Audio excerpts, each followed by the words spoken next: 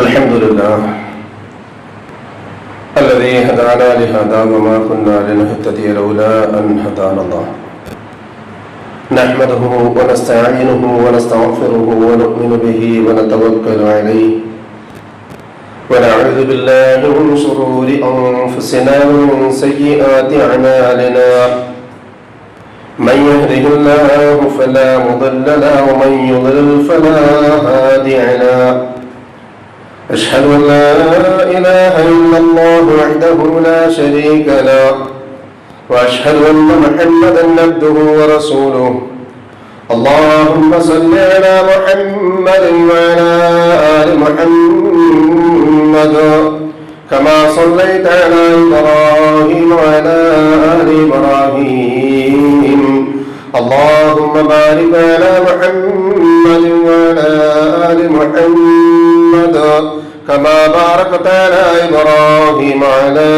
آل إبراهيم إنك حميد مجيد أما بعد فإن خير الكلام كلام الله وخير الهدي هدي محمد صلى الله عليه وسلم وشر الأمور محدثاتها وكل محدثة بدعة وكل بدعة ضلالة وكل ضلالة في النار أيها الإخوان والأخوات اتقوا الله حق تقاته ولا تموتن إلا وأنتم مسلمون أعوذ بالله من الشيطان الرجيم بسم الله الرحمن الرحيم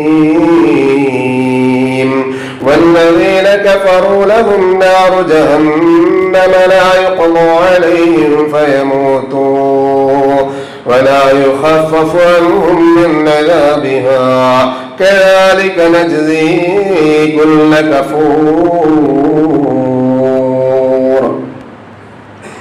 ഏറ്റവും ആദരവും പ്രിയവുമുള്ള വിശ്വാസികളെ, അള്ളാഹുവിന്റെ നിയമനിർദ്ദേശങ്ങൾ ജീവിതത്തിന്റെ എല്ലാ മേഖലകളിലും പാലിക്കുന്ന മുത്തഖീകളായി ജീവിക്കുകയും മരിക്കുകയും ചെയ്യാൻ ആത്മാർത്ഥമായി പരിശ്രമിക്കണമേ എന്ന് ആമുഖമായി എന്നോടും തുടർന്ന് നിങ്ങളോടും അതർഹിക്കുന്ന ഗൗരവത്തോടു കൂടി തന്നെ വസിയ്യത്ത് ചെയ്യുകയാണ്. അള്ളാഹു സുബ്ഹാനഹു വ തആല മുത്തഖീകളായി ജീവിച്ചു വരിക്കാനുള്ള തൗഫീഖ് നമുക്ക് ഏവർക്കും നൽകി അനുഗ്രഹിക്കട്ടെ. ആമീൻ. അള്ളാഹു സുബ്ഹാനഹു വ തആല നമുക്കൊക്കെ നൽകിയ നിഅ്മത്തുകൾക്ക് നന്ദി ചെയ്യുക എന്നുള്ളതാണ് ഈ ജീവിതത്തിന്റെ മുഖ്യമായ ലക്ഷ്യങ്ങളിൽ വളരെ പ്രധാനപ്പെട്ട ഒന്ന്. അത് മറന്നുകൊണ്ട് ജീവിക്കുക എന്നുള്ളത് സാങ്കേതികമായ ഭാഷയിൽ അള്ളാഹുവിനെ വിസ്മരിച്ച് അവന്റെ നിയമനിർദ്ദേശങ്ങൾ പാലിക്കാതെ ഒരു മരണമുണ്ട് എന്ന യാഥാർത്ഥ്യം അംഗീകരിക്കുമ്പോൾ പോലും അത് സത്യമാണ്, തനിക്കും വരാനുള്ളത് എന്ന് ഉൾക്കൊള്ളാതെ മരണാനന്തര ജീവിതം എന്നുള്ളത് യാഥാർത്ഥ്യമാണ് എന്ന് അറിയുമ്പോൾ പോലും അതിന് വേണ്ടുന്ന മുന്നൊരുക്കം ചെയ്യാതെ പാരത്രികമായ ലോകത്ത് തനിക്കൊരു വിചാരണ കടന്നു വരാനുണ്ട് എന്ന് അറിയാമെങ്കിൽ പോലും തന്റെ ജീവിതത്തെ അതിനുവേണ്ടി ഒന്ന് പാകപ്പെടുത്താതെ കത്തിയാളുന്ന നരകം തനിക്ക് നിത്യമായി വിധിക്കപ്പെട്ടാൽ അതിൽ നിന്ന് രക്ഷപ്പെടുത്താൻ ഒരാളില്ല എന്ന് അറിയാമെങ്കിൽ പോലും ആകാവുന്നിടത്തോളം അമലുകൾ ചെയ്തുകൊണ്ട് അതിലൂടെ റബ്ബിനെ അടുത്തറിയാൻ ശ്രമിക്കാതെ പ്രവിശാലമായി പരന്നു കിടക്കുന്ന പരാമാരമായ സ്വർഗത്തിന്റെ അനുഭൂതി ആസ്വദിക്കാം എന്ന് മനസ്സിലാക്കിയിട്ടും ഒരണുപോലും അതിന് മെനക്കെടാതെ ജീവിക്കുന്ന ആളുകളെ സാങ്കേതിക ഭാഷയിൽ ഇസ്ലാം പരിചയപ്പെടുന്നത് കാഫിർ എന്നാണ്. അതാണ് കാഫിർ. അത്തരം സത്യനിഷേധികളായ ആളുകൾ എങ്ങനെ ആ നിഷേധത്തിലേക്ക് അവർ എത്തിപ്പെടുന്നു എന്നുള്ളത് അത്ഭുതകരമാണ്. അല്ലാഹു സുബ്ഹാനഹു വ തആല മനുഷ്യരോട് ചോദിക്കുന്ന, ഞാനും നിങ്ങളും അടക്കുന്ന ഈ ഭൂലോകത്ത് ഇന്ന് ജീവിക്കുന്നതും കഴിഞ്ഞ കാലഘട്ടത്തിൽ ജനിച്ചു ജീവിച്ചു മരിച്ചതും ഇനി ഖിയാമത്ത് നാൾ വരെ ഇവിടെ ജീവിക്കുവാൻ ഭാഗ്യം ലഭിക്കുന്നവരുമായ മാനവരാശിയോട് റബ്ബ് ചോദിക്കുന്ന ഒരു ചോദ്യം പരിശുദ്ധ ഖുർആനിലെ 82-ാം അധ്യായ സൂറത്തുൽ ഇൻഫിത്താറിലെ 6-ാമത്തെ ആയത്തിൽ ഇങ്ങനെ കാണാം, യാ അയ്യുഹൽ ഇൻസാൻ മാ ഗറക ബിറബ്ബികൽ കരീം അല്ലദീ ഖലഖക ഫസവ്വാക ഫഅദലക ഫീ അയ്യി സൂറത്തിൻ മാ ശാഅ റക്കബക. മനുഷ്യ, ഉദാരനായ നിന്റെ റബ്ബിൽ നിന്ന് നിന്നെ തെറ്റിച്ചു കളഞ്ഞത് എന്താ? ഞാനും നിങ്ങളൊക്കെ ചിന്തിക്കേണ്ട ഒരു ചിന്തയുടെ ചോദ്യമാണത്. റബ്ബിനോട് ഞാൻ അടുക്കേണ്ടതിന് പകരം ഞാൻ അകലാൻ എന്ത് കാരണമുണ്ട്? ഒരു മനുഷ്യന് റബ്ബ് നൽകിയതിൽ എന്തിന്റെ കുറവാണ് എനിക്കുള്ളത്? സമയം എല്ലാവർക്കും ഒരുപോലെ കിട്ടുന്നില്ല. 24 മണിക്കൂറും കയ്യിൽ കെട്ടിയ വാച്ചൊരു പക്ഷെ മുന്നോട്ടോ പിന്നോട്ടോ മാറിയാൽ പോലും പ്രാപഞ്ചികമായ സമയത്തിന് വ്യത്യാസം കൃത്യമാണ്. ശ്വസിക്കാനുള്ള വായു അല്ലാഹു മീറ്റർ വെച്ചിട്ടുണ്ടോ? ഇല്ല. അടച്ചു തുറക്കുന്ന കണ്ണുകൾ, അവയ്ക്കൊന്നും അല്ലാഹു ടാക്സ് വാങ്ങുന്നില്ല. 100 രൂപയുടെ ഒരു സാധനം കടയിൽ നിന്ന് വാങ്ങിയാൽ ആ ബില്ലിന്റെ ഏറ്റവും താഴത്ത് നോക്ക് GST TSC ഒക്കെ രേഖപ്പെടുത്തിയിട്ടുണ്ടാവും. 100 രൂപയുടെ സാധനത്തിന് 10 രൂപ ടാക്സും 5 രൂപ സബ് ടാക്സും അടങ്ങുന്ന 115 രൂപ കൊടുക്കണം. MRP രേഖപ്പെടുത്തിയത് 1 രൂപയാണ് നമുക്ക് കിട്ടുക. അത് സൂപ്പർ ഹൈപ്പർ മാർക്കറ്റുകളിൽ പോയിട്ട് ബില്ല് വാങ്ങി നോക്കിയാൽ ഏറ്റവും താഴെ സേവ് ചെയ്തത് എത്രയാണുള്ളത്? 12 രൂപ, 13 രൂപ, ഏറിയ 30 രൂപ, 35 രൂപ. ഇതിനു വേണ്ടി പെട്രോൾ എത്തിച്ചത് എത്രയാ? സമയം വിനിയോഗിച്ചത് എത്രയാ? തന്റെ തൊട്ടടുത്ത് നിൽക്കുന്ന അല്ലെങ്കിൽ ഏറ്റവും അടുത്തുള്ള ഏതെങ്കിലും ഒരു ചെറുകിട കച്ചവടക്കാരന് കിട്ടുന്ന ആ ലാഭത്തിന്റെ എത്രയോ ഇരട്ടിയാണ് നമ്മൾ ഇന്ന് കവർന്നെടുക്കുന്നത്. കടം വാങ്ങാൻ അയലോക്കാരുടെ അടുത്ത് ചെല്ലും, പെട്ടിപ്പൊടി പോകും. അടുത്തുള്ള വിലയൊന്നും ഇല്ലാത്ത നിലവാരമൊക്കെ ഉള്ള ചെറിയ കടകളുണ്ടാവും. ജീവിക്കാൻ മഹേഷത്തിന് വേണ്ടി പാടുപെടുന്നവൻ, അവനെ കണ്ടുകൂടാ. ഞാൻ നിങ്ങൾ നടക്കുന്ന വലിയ സമുച്ചയമുണ്ടൽ ഈ ഒരു സംവിധാനത്തിന്റെ ഏറ്റവും വലിയൊരു പ്രയാസം നേരിടുന്ന ഒരു ഘട്ടം എന്ന് പറഞ്ഞാൽ ഓൺലൈൻ ബിസിനസ്സാണ്. കുറ്റപ്പെടുത്തല്ല, മറിച്ച് അതുകൊണ്ട് തകരുന്നത് ഒരു വലിയ സാമ്പത്തിക വ്യവസ്ഥയാണ്. ഞാൻ പറഞ്ഞു വന്നത്, അതിനൊക്കെ നമ്മൾ മൂല്യം നോക്കാറുണ്ട്. കൊടുക്കുന്ന സാധനത്തിന്റെ ക്വാളിറ്റിയും ക്വാണ്ടിറ്റിയും കൊടുക്കുന്ന കാശിന്റെ വിലയും നോക്കാറുണ്ട്. പക്ഷെ അവനവൻ ജീവിച്ചു തീരുന്ന ആയുസ്സിനെ വിലമതിക്കുവാൻ, അതിനെ കണക്കാക്കാൻ പലപ്പോഴും മെനക്കെടാറില്ല. ഇവിടെയാണ് അല്ലാഹു സുബ്ഹാനഹു വ തആല നമുക്ക് നൽകിയ നിഅമത്തുകളുടെ എണ്ണം പറഞ്ഞ് നാം അക്കമിട്ട് നിരത്തിയിട്ട് വില കൽപ്പിക്കേണ്ടത്. വേറൊന്നും വേണ്ട. 2 കിഡ്നിയുടെ വില, ഒരു ഹാർട്ടിന്റെ വില, 2 കണ്ണിന്റെ വില, 2 കാതിന്റെ വില, തലച്ചോറിൽ വേറൊന്നും വേണ്ട. തലച്ചോറിൽ അതൊന്ന് ആടിക്കളിക്കാൻ വേണ്ടി അള്ള വെച്ച അതിന്റെ ഒരു ലിക്വിഡ് ഉണ്ട്. മുട്ടുകാലിലെ ബോൺ സ്പെഷ്യലിസ്റ്റ് ഹോസ്പിറ്റലിൽ തുടങ്ങുമ്പോൾ അറിയാൻ പറ്റും, അതിൽ ഇങ്ങനെ പ്രത്യേകമായി ജർക്ക് ചെയ്യാനുള്ള ഒരു കോട്ടിംഗ് ഉണ്ട്. വിരലുകൾക്കിടയിലുള്ളതുണ്ട്. രോമകൂപ്പങ്ങൾക്കിടയിലുള്ള ആ ഒരു സുഷിരങ്ങളില്ലേ, ശരീരത്തിലുള്ള രോമകൂപ്പങ്ങളുടെ എണ്ണങ്ങൾ എണ്ണീട്ട് ഓരോന്നിനും ഓരോ വില നിശ്ചയിക്കും. അല്ലാഹു മനുഷ്യന് നൽകിയ നിഅമത്തുകൾ ഇതൊക്കെ മുൻപിൽ വെച്ചുകൊണ്ട് റബ്ബ് ചോദിക്കുന്ന ചോദ്യ, മനുഷ്യരെ യാ അയ്യുഹൽ ഇൻസാനു മാ ഗറക, നിങ്ങളെ എങ്ങനെയാണ് വഞ്ചിച്ചു കളഞ്ഞത്? ബിറബ്ബിക്കൽ കരീം അല്ലദീ ഖലഖക ഫസവ്വാക ഫഅദലക. ഇത്തിരി പോകുന്നൊരു തലത്തിൽ നിന്നും ഇന്ന് കാണുന്ന, നാലാൾ അറിയുന്ന, നിലയും വിലയുമുള്ള, പണവും പദവിയുമുള്ള, പത്രാസുമുള്ള ഒരു തലത്തിലേക്ക് മനുഷ്യനെ പടച്ചതമ്പുരാൻ ഒരു ബീജകളത്തിൽ നിന്ന് ഇന്ദ്രിയ തുള്ളിയിൽ നിന്ന് വളർത്തിയുണ്ടാക്കി കൊണ്ടുവന്ന് വലിയൊരു മനുഷ്യനാക്കി തീർത്തതിനു ശേഷം ആ റബ്ബ് ചോദിക്കുന്ന ഒരു ചോദ്യമാണ്, ആ ജീവിതം വ്യർത്ഥമാണെന്ന് വിചാരിക്കുന്നുണ്ടോ? ഇല്ല. ഒരു മുഅ്മിനായ മനുഷ്യൻ എന്ന് ഞാൻ ബോധപൂർവം പറയുന്നതാ. മുസ്ലിം കാലേശുമാരിയിലെ എണ്ണം എടുത്തുകൊണ്ടല്ല, പടച്ച റബ്ബിന്റെ റസൂൽ സല്ലല്ലാഹു അലൈഹി വസല്ലം പുതപ്പിൽ കിടന്നുറങ്ങുന്നത് മുതൽ ആ പുതപ്പിൽ നിന്ന് എഴുന്നേൽക്കുന്നത് വരെയുള്ളത് വളരെ കൃത്യമായി പഠിപ്പിച്ചിട്ടുണ്ട്. 24 മണിക്കൂർ എങ്ങനെയാണ് ജീവിക്കേണ്ടത് എന്ന്. ആ ജീവിതത്തിൽ നിന്ന് തന്റെ എല്ലാവിധ മേഖലകളും കഴിഞ്ഞ് വിശ്രമത്തിന് വേണ്ടി വീട്ടിലെത്തി കഴിഞ്ഞാൽ, ഭക്ഷണം കഴിച്ച് ഉറങ്ങാൻ സമയത്ത് ഉറങ്ങിക്കഴിഞ്ഞാൽ അവിടെ നിന്ന് എഴുന്നേറ്റ് 2 റക്അത്തോ അല്ലെങ്കിൽ അതിനേക്കാൾ കൂടുതലോ നിസ്കരിക്കേണ്ടി വന്നാൽ ആ നിസ്കാരത്തിന്റെ മുൻപ് റസൂലുള്ളാഹി സ്വല്ലല്ലാഹു അലൈഹി വസല്ലം പരിശുദ്ധ ഖുർആനിലെ 3-ാം അധ്യായം സൂറത്ത് ആൽ ഇംറാനിന്റെ 191 മുതൽ 194 വരെയുള്ള ആയത്തുകൾ ഓതുമത്രേ. അതെന്തിനാ? പതിവായിട്ട് വേറൊന്നും അറിയാത്തോണ്ടാ?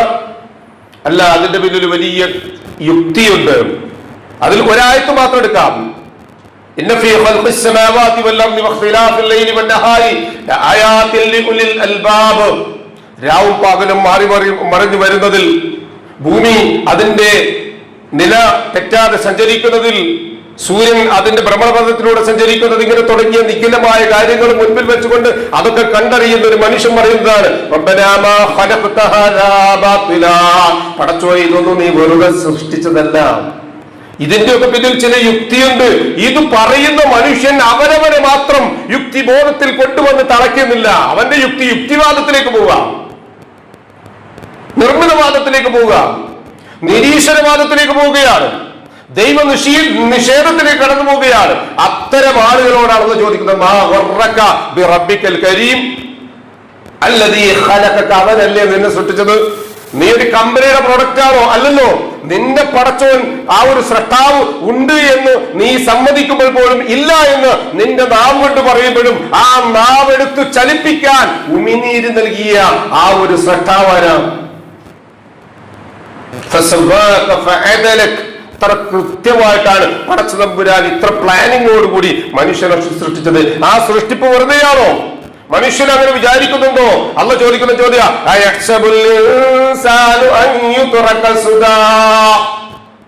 കണക്കൊന്നും ചോദിക്കാതെ കാലം കഴിഞ്ഞുകൂട്ടി കബറും കഴിഞ്ഞ് നാളെ പരലോകത്തെത്തുമ്പോ നിന്നെ സൃഷ്ടിച്ച് ഈ ഭൂലോകത്തേക്ക് പറഞ്ഞയച്ചത് വെറുതെയാണ് എന്ന് നീ വിചാരിക്കുന്നുണ്ടോ? അയഹ്സബുൽ ഇൻസാനു, മനുഷ്യൻ വ്യാമോഹിക്കുകയാണോ? അയ്യുതറക സുദ, തന്നെ വെറുതെ വിടും എന്നുള്ളത് അള്ളാഹു ചോദിക്കുന്ന ഒരു ചോദ്യമാണ്. അഫഹസിത്തും അന്നമാ ഖലഖനാകും അബസൻ വഅന്നകും ഇലൈനാ ലാ തുർജഊൻ. നമ്മളിൽ ചിലർക്കൊക്കെ കാണാപാടുള്ള 23-ാമത്തെ സൂറത്തുൽ മുഅ്മിനൂനിലെ 115-ാമത്തെ ആയത്ത് 3 ചോദ്യങ്ങളാണ് അള്ളാഹു ഒരൊറ്റ ചെറു ആയത്തിലൂടെ ചോദിക്കുന്നത്. അഫഹസിത്തും, നിങ്ങൾ എങ്ങനെ വ്യാമോഹിക്കുകയാണോ, കണക്ക് കൂട്ടിയിരിക്കുകയാണോ? അന്നമാ ഖലഖനാകും അബസാ, നിങ്ങളെ വെറുതെ സൃഷ്ടിച്ചതാണ് എന്ന്. വെറുതെയാണോ സൃഷ്ടിച്ചത്? ആർക്കും ഒരു ഉത്തരവാദിത്വം, ഒരു കമ്മിറ്റ്മെന്റ് ഇല്ലല്ലോ. സ്വന്തം ജനിപ്പിച്ചുണ്ടാക്കിയ മാതാക്കളോടോ പിതാക്കളോടോ യാതൊരു ഉത്തരവാദിത്വമില്ല, സമൂഹത്തോട് പ്രതിബദ്ധതയില്ല. അങ്ങനെ ഒഴുക്കിനനുസരിച്ച് ഒഴുകിപ്പോകുന്ന ആളുകളാണ്. സഹോദരന്മാരെ, നാളെ പരലോകത്തെത്തുമ്പോൾ അതിന്റെ വില അറിയാൻ പറ്റും. അല്ലാഹു ചോദിക്കുന്ന ചോദ്യം, അഫഹസിബ്തും അന്നമാ ഖലഖനാകും അബസൻ. 3-ാമത്തെ ചോദ്യം, വഅന്നകും ഇലൈനാ ലാ തുർജഊൻ, എന്നിലേക്ക് മടങ്ങി വരികയില്ല എന്ന് നിങ്ങൾ വിചാരിച്ചിട്ടുണ്ടോ? എന്നൊരു പ്രയോഗമുണ്ട് ഖുർആനിൽ. എവിടെയാന്നുള്ളത് നിങ്ങൾ വീട്ടിൽ പോയിട്ട് പരിശോധിക്കും. കയ്യിൽ മൊബൈലുള്ള നെറ്റുള്ള ആൾക്കാരില്ലേ, അറബി അറിയുമെങ്കിൽ അതിന്റെ ടെക്സ്റ്റ് ഒന്ന് മാറ്റിയിട്ട് അടിച്ചു നോക്ക്. മലയാള ഭാഷ എങ്ങനെയാണ്? ഒരു കൊലത്തണ്ട് എങ്ങനെയാണോ അതേ രൂപത്തിലേക്ക് നിങ്ങളെ കൊണ്ടുവരും. അള്ളാഹു തന്നെ വിശദീകരിക്കുന്ന മറ്റു ഭാഗത്ത് കാണാൻ പറ്റും. ഇത് മനസ്സിലാക്കാൻ ഈ പടി ചവിട്ടിയ 3 സ്റ്റെപ്പുകൾ കയറി വന്ന ആൾക്കാരാണ് ഇതിൽ ബഹുഭൂരിഭാഗം ആൾക്കാരും. അപ്പുറത്ത് കൂടിയാണെങ്കിലും 3 പടിയുണ്ട്. ഇവിടുന്ന് പുറത്തേക്ക് ഇറങ്ങാൻ എത്ര പടി ചവിട്ടേണ്ടി വരും? ഏറ്റവും ചുരുങ്ങിയത് 3 പടി ചവിട്ടണ്ടേ? ഇതേപോലെ 60 വയസ്സ് കൊല്ലക്കാലം ഈ ഭൂമിയിൽ ജീവിച്ചാൽ അവന്റെ കൗണ്ടർ മെഷീൻ പിന്നീട് വെക്കുന്നത് 60-ൽ നിന്ന് 1-ലേക്കാണ്. മനസ്സിലായോ? തൊട്ടിലിൽ എങ്ങനെയാണോ കിടന്നിരുന്നത്, മരിക്കാൻ സമയത്ത് അതേ രൂപത്തിൽ തന്നെയാണ് ഉണ്ടാവുക. ഒന്നും കൂടി പറഞ്ഞാൽ, പ്രായമായ ആളുകൾ ഇരിക്കുമ്പോൾ, ഞാനൊരു അധിക പ്രസംഗം പറയുന്നില്ല, പഴയ കാലത്തൊക്കെ വൈദ്യന്മാരുണ്ടായിരുന്നു നാട്ടിൽ. ആ വൈദ്യന്മാരിങ്ങനെ നാടി പിടിച്ചു നോക്കിയിട്ടും അവസാനം പറയും, വയറ്റൊന്നും വല്ലതും പോയോ? എന്താ വയറ്റൊന്നും പോകാണ്ടെന്നറിയോ? കറുത്ത ഒരു പ്രത്യേകമായ മാലിന്യം. അതെന്തിന്റെ അടയാളം എന്നറിയോ? തീർന്നിട്ടുണ്ട്, ഇതല്ല, ലാസ്റ്റാണത്. പറഞ്ഞാൽ ഈ ഭൂലോകത്തേക്ക് മനുഷ്യൻ എങ്ങനെയാണോ പിറന്നു വീഴുമ്പോൾ മലം വിസർജിച്ചത്, അതേപോലെ തന്നെ അവസാനവും വിസർജിച്ചിട്ടേ ഇവിടുന്ന് പോവുള്ളൂ. വളരെ വ്യക്തമല്ലേ അള്ളാഹുവിന്റെ സൃഷ്ടിപ്പിന്റെ രഹസ്യം? അതാണ് അള്ളാഹ് പറഞ്ഞത്. നിങ്ങൾക്ക് ഒരു തൊട്ടിലിൽ എങ്ങനെയാണോ കിടന്നിരുന്നത്, ഒരു ഉമ്മാന്റെ ഗർഭാശയത്തിൽ എങ്ങനെയാണോ കിടന്നിരുന്നത്, അതേപോലെ കാലും തലയും മുട്ടിയ റാ എന്ന വട്ടത്തിലേക്കാക്കും. അതിനാണെന്ന് പറഞ്ഞ ആദക്കൽ റുജൂൽ ഖദീം, ഒരു കൊലത്തണ്ട് കൂടിയതാ. പഴമൊക്കെ വേർപെടുത്തി കഴിഞ്ഞാൽ ആ തണ്ടിങ്ങനെ വളയും. സ്വാഭാവികമായിട്ടും ഒരു കൊല ഉണ്ടായി കഴിഞ്ഞാൽ അതിന്റെ മുകൾ ഭാഗം വളഞ്ഞിട്ടുണ്ടാവുക, റാ പോലെ.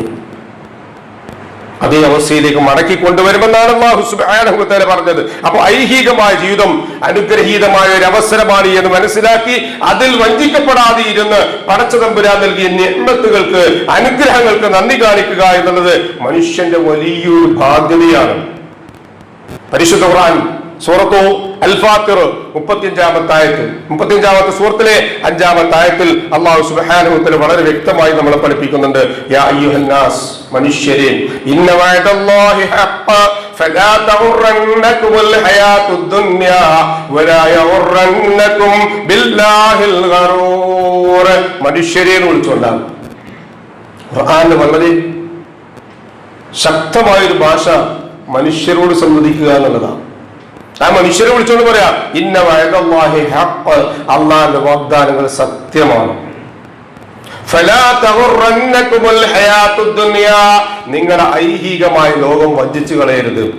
ജോലി, വ്യാപാരം, ബിസിനസ്, പഠിത്തം, മറ്റിതര കാര്യങ്ങളൊക്കെ ഉണ്ടല്ലോ. ഏതെങ്കിലും ഒന്ന് മനുഷ്യനെ ആ ട്രാക്കിൽ നിന്ന് വലിച്ചു കൊണ്ടുപോയെങ്കിൽ അതൊരു കാരണമായി തീരരുത്. സുബഹി നിസ്കരിച്ചോ, ഇന്നലെ ദുഹർ നിസ്കരിച്ചോ, ഇന്നലെ മഗ്‌രിബിന് എവിടെയായിരുന്നു, ഇശാഇന് എവിടെയായിരുന്നു, കഴിഞ്ഞ അതേ ദിവസം ഈ പള്ളിയിൽ ഇതേ മസ്ജിദിൽ ഇതേ സ്ഥലത്തിരിക്കുമ്പോ കഴിഞ്ഞൊരു 7 ദിവസമല്ലേ, അതൊന്ന് റീവൈൻഡ് ചെയ്തൊന്ന് കണക്കെടുത്ത് നോക്കൂ. അതിൽ ഏതെങ്കിലും ഒരു നിസ്കാരം നഷ്ടപ്പെട്ടുവെങ്കിൽ എന്ത് കാരണത്തിനാ? ഞാൻ മാരകമായ രോഗത്തിന്റെ അടിമപ്പെട്ടിട്ട് കീമോ ചെയ്യാൻ വേണ്ടിയിട്ട് ക്യാൻസർ ഹോസ്പിറ്റലിൽ ഏതെങ്കിലും ഒക്കെ RCCയിൽ എന്റെ ശരീരത്തെ കൊണ്ടുപോയി നിർത്തിയത് കൊണ്ട് എനിക്ക് മുഹറം മാസം നിസ്കരിക്കാൻ പറ്റിയില്ല എന്ന് പറയുന്ന എത്രാം തീ ശബ്ദം കേൾക്കുന്നതിൽ ഇല്ലല്ലോ. അല്ലാഹു നമ്മളെ രക്ഷപ്പെടുത്തിക്കൊണ്ടെന്നില്ലേ? എനിക്ക് സഞ്ചരിക്കാൻ 2 കാലും മുട്ടിന് താഴെ ഉണ്ടായിരുന്നില്ല, മുറിച്ചു കളയപ്പെട്ടിരുന്നു എന്ന് പറയാൻ പറ്റുമോ? 2 കണ്ണും കണ്ടുകൂടാ എന്ന് എനിക്ക് നടക്കാൻ പറയാൻ പറ്റുമോ? ഇല്ലല്ലോ. സഹോദരങ്ങളെ, ബോംബ് തലയുടെ മുകളിൽ വീണുകൊണ്ടിരിക്കുക, ആയുധങ്ങൾ നിരനിരയായി വീണുകൊണ്ടിരിക്കുക. അവിടെയും ചെറുമക്കൾ 7, 8, 10 വയസ്സായ മക്കൾ അല്ലാഹ് എന്ന് വിളിച്ച് കിട്ടിയ സ്ഥലത്ത് നിസ്കരിക്കുന്നത് ദൃശ്യശ്രാവ്യ വീഡിയോകളിൽ കൂടി കാണുമ്പോ ഞാനും നിങ്ങളൊക്കെ അതുപോലുള്ള മനുഷ്യന്മാരല്ലേ? അല്ലാഹു സുബ്ഹാനഹു വ തആല പറയാ, നിങ്ങളെ വഞ്ചിച്ചു കളയരുത് കേട്ടോ ഈ ദുനിയാവ്. ഫലാ തഗുറന്നകും ബില്ലാഹിൽ ഗറൂർ, പരമവഞ്ചകനായ പിശാച് നിങ്ങളെ വഞ്ചിച്ചു കളയാതിരിക്കട്ടെ. ഇന്ന ശൈത്വാന ലകും അദുവ്വ, എന്നിട്ട് പറയാ, വ്യക്തമായ ഒരു ശത്രു ഈ ഭൂലോകത്തുണ്ട് എങ്കിൽ അത് നിങ്ങൾക്ക് പിശാചാകുന്നു. അവനെ നിങ്ങൾ ശത്രുവായി തന്നെ കാണണം. അവനോട് ഒരു നിലക്കും കോംപ്രമൈസ് പാടില്ല.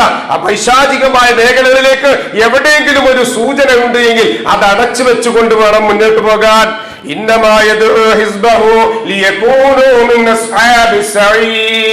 തീർച്ചയായും പിശാച് അവന്റെ കൂട്ടുകാരെ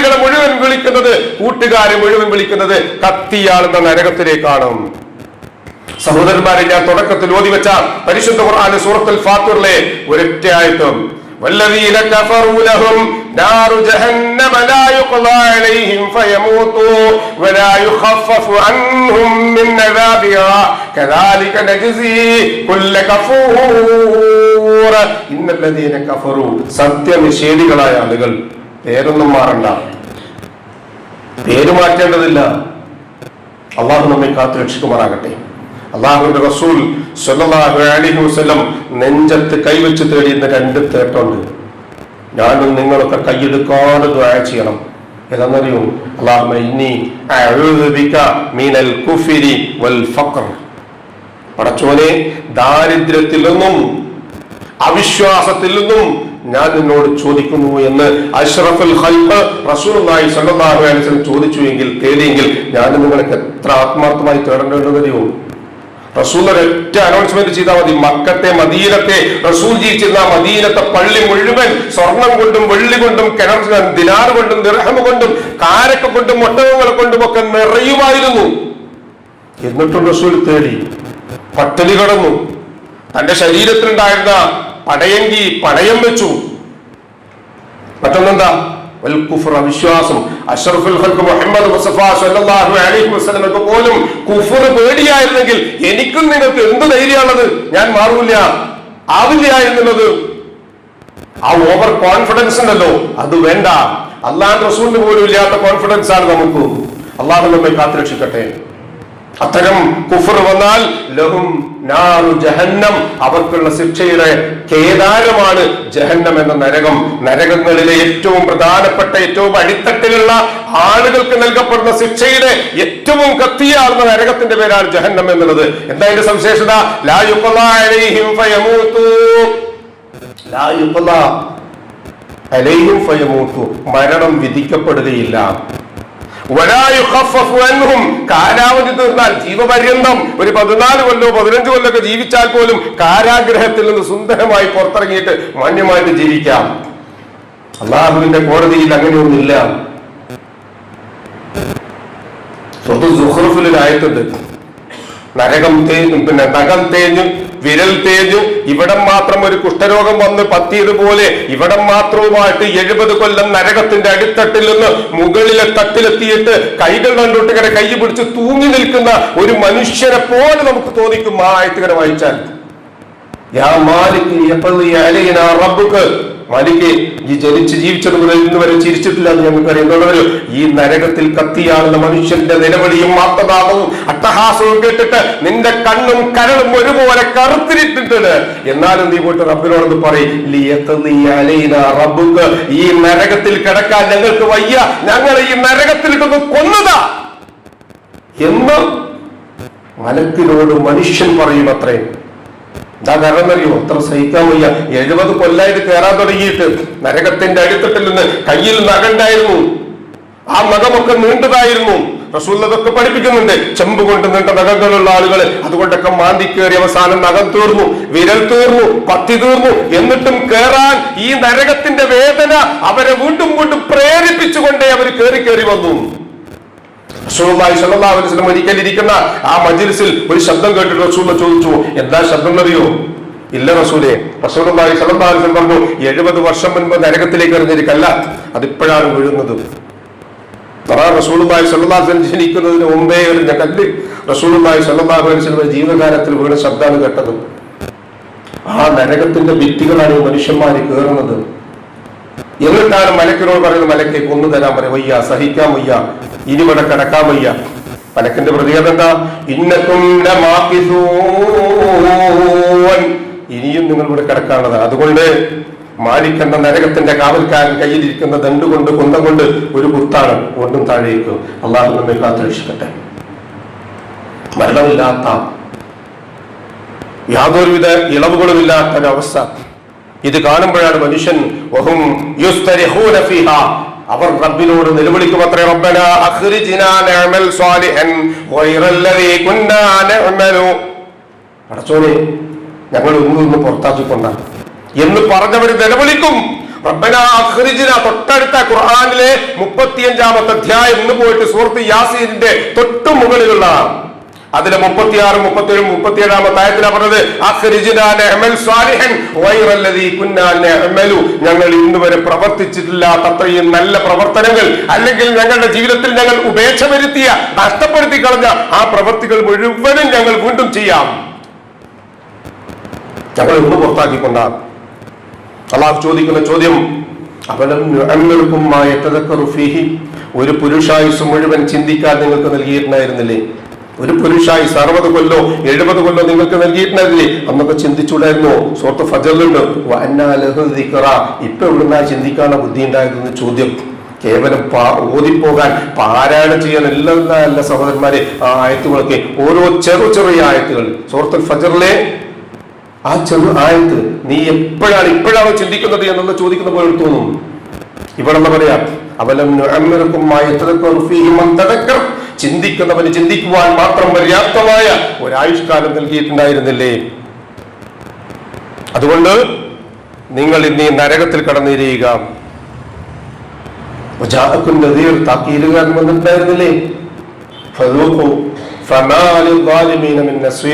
അതുകൊണ്ട് ഈ ശിക്ഷ അനുഭവിക്കാൻ നിങ്ങൾ വിധിക്കപ്പെട്ടവരാണ്. അത് എന്റെ കുറ്റമല്ല, ഈ മലക്കുകളുടെ കുറ്റമല്ല.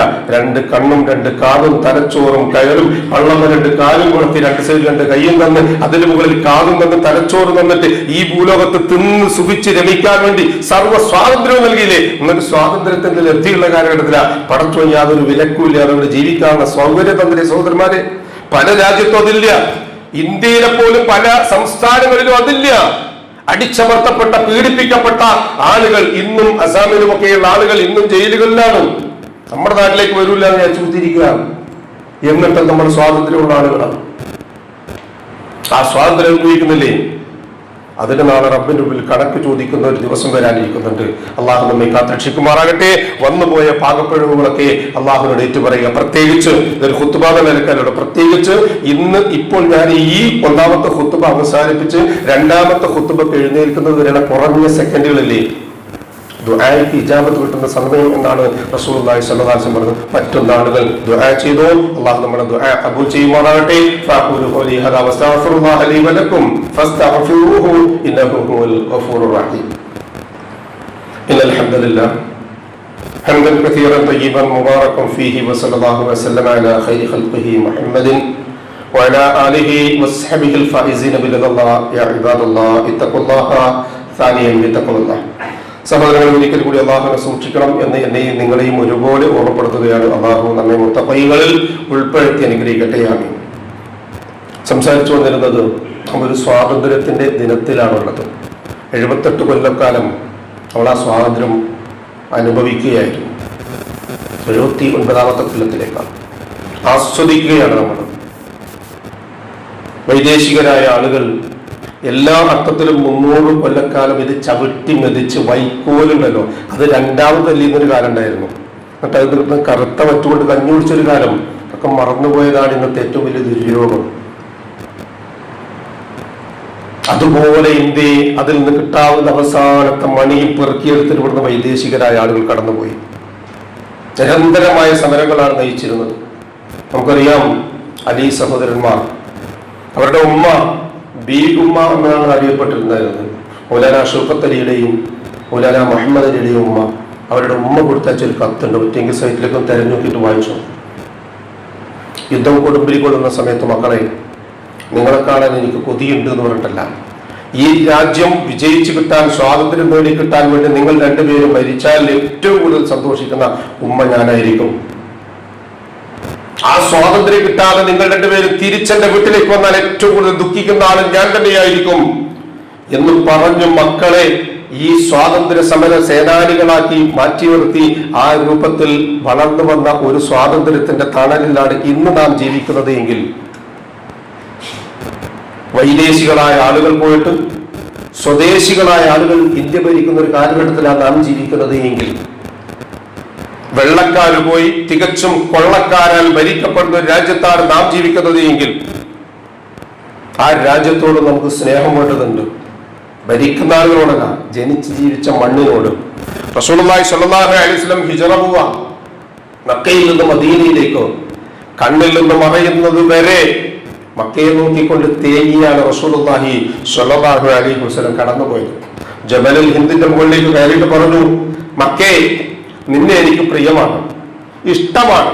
പക്ഷെ ഈ നാട്ടുകാരനെ ഇവിടെ ജനിക്കാൻ, ജീവിച്ച ഈ മണ്ണിൽ ജനിക്കാൻ അനുവദിച്ച ഈ മണ്ണിൽ ജീവിക്കാൻ തുടർന്ന് അനുവദിക്കപ്പെടാത്തത് കൊണ്ട്, അധ്യോനിക്കപ്പെടുന്നത് കൊണ്ട് ഞാൻ ഇവിടുന്ന് പോവുകയാണ് എന്ന് പറഞ്ഞ റസൂലുള്ളാഹി സ്വല്ലല്ലാഹു അലൈഹി വസല്ലം മദീനയിൽ എത്തിയിട്ട് ഉഹദിന്റെ അരികിൽ ചെന്ന് പറയുമായിരുന്നു, ഉഹദേ, നിന്നെ എനിക്ക് പ്രിയമാണ്.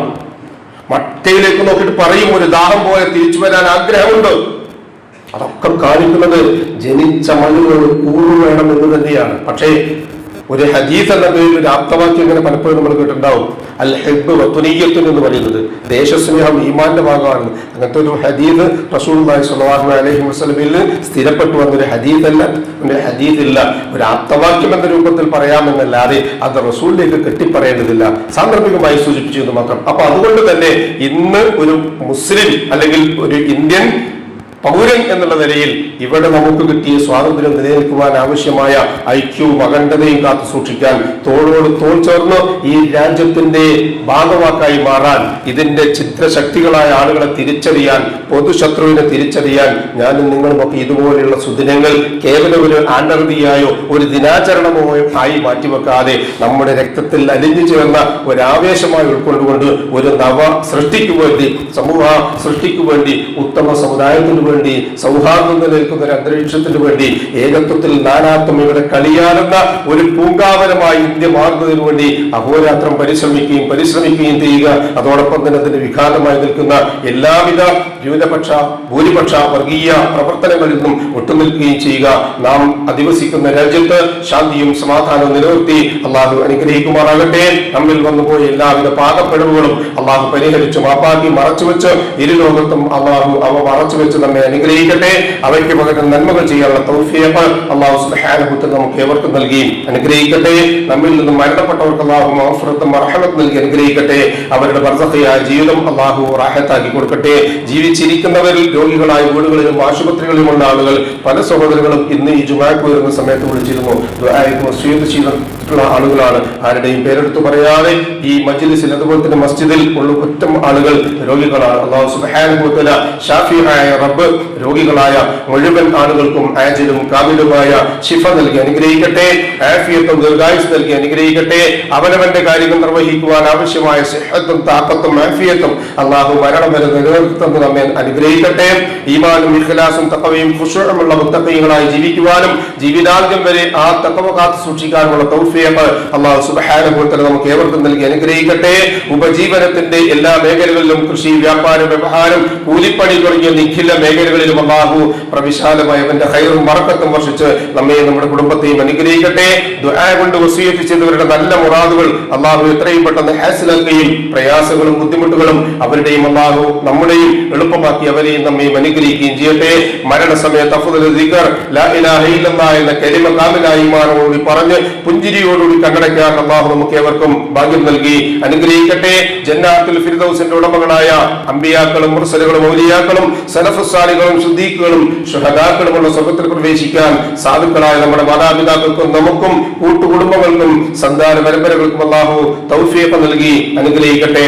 അല്ലാഹുമ്മ ഗ്ഫിർ ലിൽ മുഅ്മിനീന വൽ മുഅ്മിനാത്ത് വൽ മുസ്ലിമീന വൽ മുസ്ലിമാത്ത് അൽ അഹ്യാഇ മിൻഹും വൽ അംവാത്ത് ഇന്നക മുജീബുദ് ദഅവാതി യാ ഖാദിയൽ ഹാജാത്ത് റബ്ബനാ തഖബ്ബൽ മിന്നാ ഇന്നക അൻതസ് സമീഉൽ അലീം വതുബ് അലൈനാ ഇന്നക അൻതത് തവ്വാബുർ റഹീം വഗ്ഫിർ ലനാ യാ ഗാഫിറൽ മുദ്നിബീൻ റബ്ബനാ ഹബ് ലനാ മിൻ അസ്വാജിനാ വദുർരിയ്യാതിനാ ഖുർറത അയ്യുൻ വജഅൽനാ ലിൽ മുത്തഖീന ഇമാമാ റബ്ബനാ ആതിനാ ഫിദ് ദുനിയാ ഹസന വഫിൽ ആഖിറതി ഹസനത വഖിനാ അദാബൻ നാർ اللهم اعز الاسلام والمسلمين واذل الشرك والمشركين اللهم اجرنا من النار اللهم اجرنا من النار اللهم اجرنا واجر والدينا من النار آمين آمين آمين برحمتك يا ارحم الراحمين سبحان ربك رب العزة عما يصفون وسلام على المرسلين والحمد لله رب العالمين.